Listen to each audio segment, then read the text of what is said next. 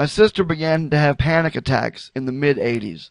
At the time, she was not vocal about it. Not very many of us in the family knew what was going on.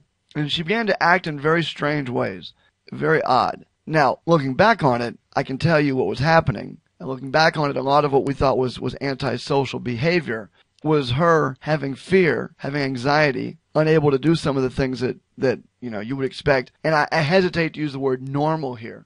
But at the time, that's what you would have said. In the 80s, you would have said, well, normal people could do these things or would do these things. And so the assumption was that my sister was just antisocial. And along the way, she began to do other things that were odd. Like she began to chain smoke, and she put on a lot of weight. And it just seemed to the rest of us, myself included, honestly, I mean, I'm not proud of this, but it seemed like we had on our hands a dumpy, frumpy, chain-smoking hermit, And it was just a shocking change in her personality. Couldn't figure out why. Had no idea. Now, you have to remember now, again, this is the 80s. We're not talking about the 2010s. This is nearly 30 years ago. There was an enormous stigma and not as much information available for folks who had panic and anxiety disorder. Weren't infomercials being run 24/7. Heck, there weren't enough channels to run those infomercials on. There weren't the cabinet fulls, the medicine chests full of anti-anxiety medications available. In fact, back then, the drugs of choice were still things like Valium, etc. And I watched my sister go through not just 1 or 2 years, but nearly a decade of I guess, self-ostracization or just exile. I watched this happen over nearly a decade.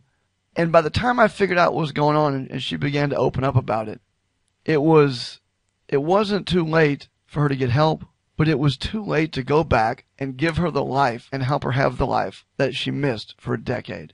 Thankfully, thank God, my sister is so much better now than she was. I think she would tell you that she's panic and anxiety free.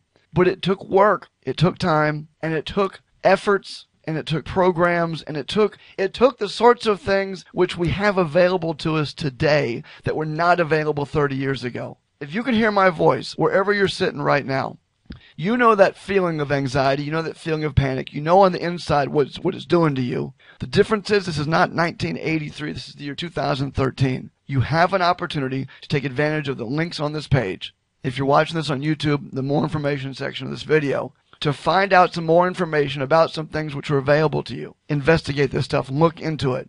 Please, don't wait a decade.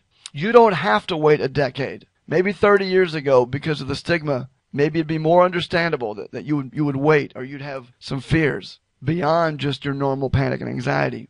That's not the case now. Please, after listening to me, click one of these links, find out more information about the things that can help you. Thanks, God bless, and good luck.